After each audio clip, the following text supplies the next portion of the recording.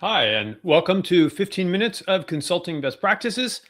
I'm David A. Fields, and introduce yourself in the comments. Say you're here, say hello. Or if you're watching on replay, you could also say hello. I'm not sure exactly how that works. Format here is really simple. If you haven't been here before, just ask questions. You can type them right into the chat. Takes a minute for me or when I'm joined with one of my colleagues for us to see them. So just submit them. People also submit questions via email, and then we answer them. That's the whole thing, is to give you answers that will help you have a more rewarding, more lucrative, more successful consulting practice. So that's what we're going to do for a few minutes. Hi, John. Hello, LinkedIn user whose name I can't see. And hello, Tom. It's good to see all of you. Jaron, what's come in that we have already teed up that people are going to try and stump me with? What are the questions? Let's see what we've got. Jonathan says, our proposals are really, really detailed. And I think that's one of the reasons we've been able to win big projects. Okay, but they take a ton of time and energy to write. So I'm starting to wonder whether I should rethink the format. What do other firms do? What's the standard? Should I just give a list of outputs and not go into the details of how we'll do the project? That's a really interesting question. I have a lot of thoughts on this, so I'll try not to be too long-winded about it. So and hello, Suzanne. I'll get to your question. So, okay. So first, let's answer Jonathan's question. Jonathan's question, he's writing really long, detailed proposals. That's why he's winning big projects. Is there another way? What do other firms do? Look, as I'm sure all of you know, there is not just one way to do proposals or submit them. I received this morning a proposal from a client to review that's over 50 pages long. And I can tell from the beginning it's around a $300,000 project. Maybe that's justified, maybe not. I haven't finished looking at it, so I don't know why it's 50 pages long. But we also have a client whose proposals for similar size projects are about 6 pages long. So there's just simply no one right way to do it. Here's what I can tell you. In the vast majority of cases, particularly in sole source projects, which is what most of you are involved in, it's not the proposal that wins you the business. It's everything you've done before you submit the proposal that wins you an engagement. So everything you're doing to build trust and a perception of value, that's what wins you the business. And the proposal just confirms you have a way to deliver on the trust and credibility that you've already built, which is probably why one of our clients is able to win mid six-figure projects with 6-page proposals. Now, in Jonathan's case, if you happen to be here, it's very possible you are winning because of the level of detail. And that depends a little bit on your market and the type of work you do. We have some clients in markets with very technical offerings and with technical targets that require a lot of detail. So here's my thoughts on what you should do. And Suzanne, I like what you're thinking there. Before you get to training AI, the first thing I would do in your shoes, Jonathan, is ask your clients, how much detail do they want? Ask them whether they actually look through all the detail in your proposals, because they might not, and they might be very happy with a skimmable proposal that's only a few pages long. Or they might say, no, we look at every line item. So ask them, be right side up, let the clients guide you. Second, I think as Suzanne is saying, use AI to streamline your writing process, especially if you have sections of your proposal that are repeated frequently or only have a couple of variations. AI can help a lot. I would say, third, given choice between at any point in your proposal writing between adding more in or perhaps keeping it more concise, err on the side of conciseness. So let's streamline a little bit. And anything else? Yeah, here's what I would finally say is don't break what's working. The fact is you have a format that works for you. And so don't throw it out the door, just streamline it. In all likelihood, you can probably make it a little bit more right side up, but just streamline it. So let me know if that helps. I don't know if Jonathan's on today or any of the rest of you. Let me know. Does that help?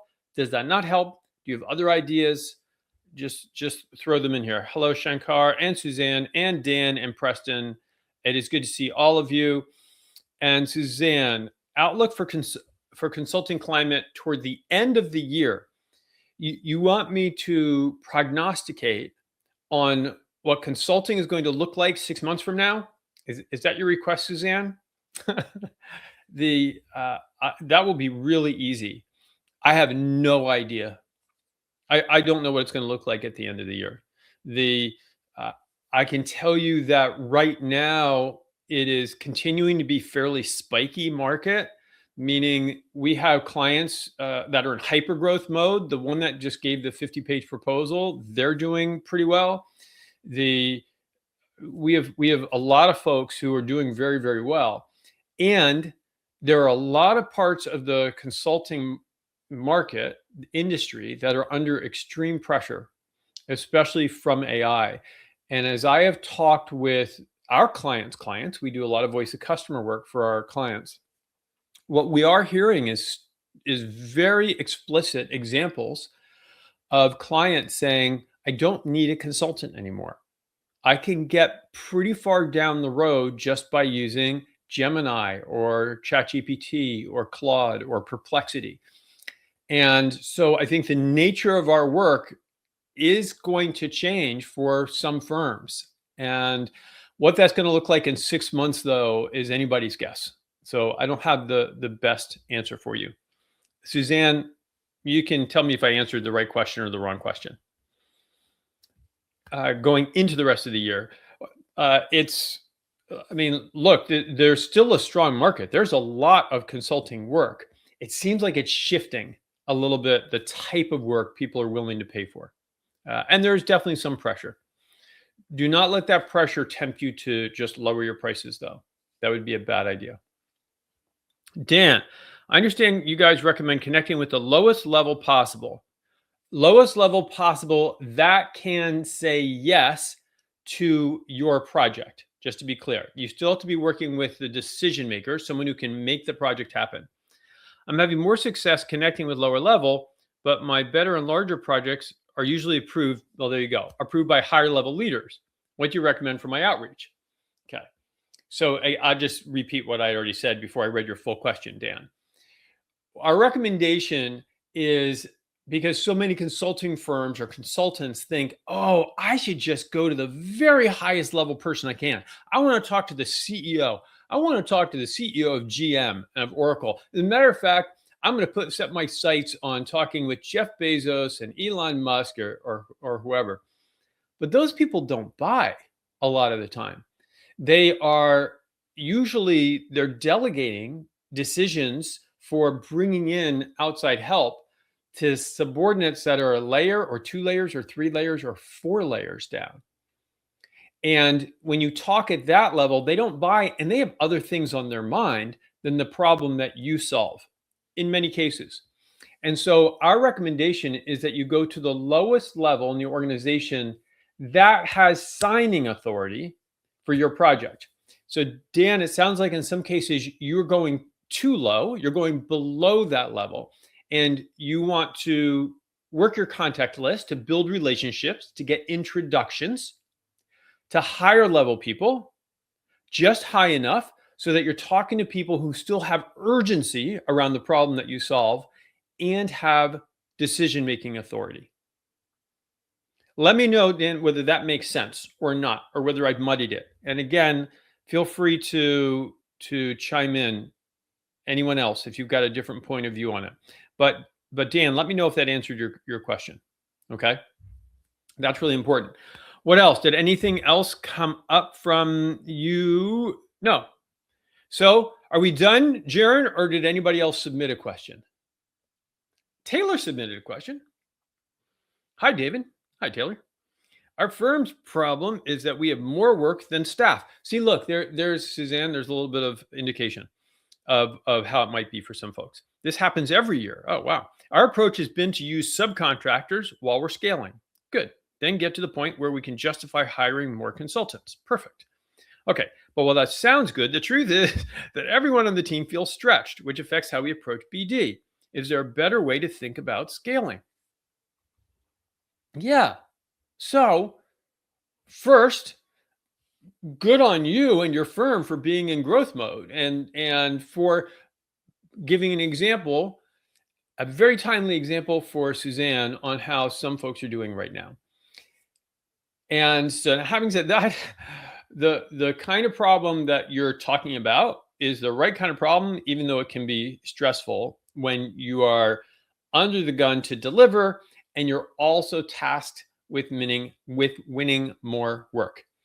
And this idea of how do we scale better for any of us that have been in firms that are growing fairly rapidly. I mean, this is a challenge that we all have dealt with. And what you're feeling on the BD front is what we call capacity confidence. If you do not have total confidence that were you to win more work, your consulting firm, your practice could deliver with high quality, then either consciously or subconsciously, you will make it so you don't win work. Okay, that may have been somewhat convoluted. Capacity confidence is if you are not confident you can deliver, you will not win work. That's it said more concisely. And it's a for real challenge in business development, which we run into all the time. So you have to get comfortable with your capacity. And that means having a reliable method for bringing new capacity online.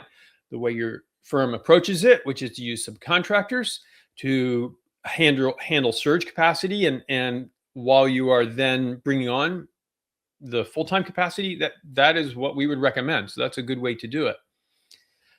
The way you get more comfort, though, in your ability to scale quickly and bring on delivery capacity quickly depends more than anything on how well you've systemized your delivery. So to the extent you create a repeatable approach, and especially repeatable outcomes that are guided by success principles, you can fairly easily bring on new capacity. To the extent you have not done that, it becomes really, really stressful. And the balance here is creating some sort of system, a solid system that almost anyone could step into and be successful, right? For those of you who remember Deming or from operations background, you know this whole idea that most of success depends on the system, not the person in the system. That said, in consulting, it's really important to not overbuild your system to the point where the people you're bringing on think that their job is to just check off boxes on a list rather than think. Because as consultants, we are supposed to think. That's what we bring to the party, which is why I mentioned success principles or excellence principles. And having a list of these success principles or excellence principles is more important than an overly detailed checklist. And I'll give just one instance, and then Suzanne, I'll take a look at what you said here. For deliverables, which is what you really need people to be able to produce for you, you should have a well-developed set of principles that define what your firm thinks excellence is for an output that a client is going to see. You might say, you might say an excellent delivery presentation has to have a clear story and follow a story arc. And every slide or every page must contribute to that story and be consistent with it, or be very explicit in why it's not consistent with the story, right? That would be a really good deliverables excellence principles. You might say every slide has to stand on its own, or maybe every slide connects to other slides. Whatever it is for you. What you don't want to get to is slide 4 of every presentation should be a column chart with this sort of data displayed in that format, because that actually turns off the thinking. So we need a system, but a system that's guided by principles. And hopefully that makes sense. And Suzanne, you said, and if it doesn't, let me know. Raise rates when hitting capacity. Yeah, you could, or be more selective. You could, but that's not the idea here. I think the idea I could be wrong, but what Taylor was asking is how do we take advantage of this growth and scale the firm? And yes, you can absolutely raise rates, but the idea isn't to suppress demand. The idea is to keep up with demand. At least that's how I took it. Does Taylor have forward-looking outlook as potential project and potential subcontractor addition?